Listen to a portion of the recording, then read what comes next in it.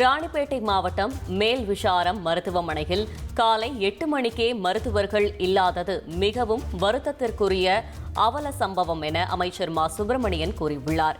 சென்னையில் இந்த விவகாரம் தொடர்பாக செய்தியாளர்களுக்கு பேட்டியளித்த மா சுப்பிரமணியன் சம்பந்தப்பட்டவர்கள் மீது நடவடிக்கை எடுக்கப்பட்டு இருப்பதாக கூறினார்.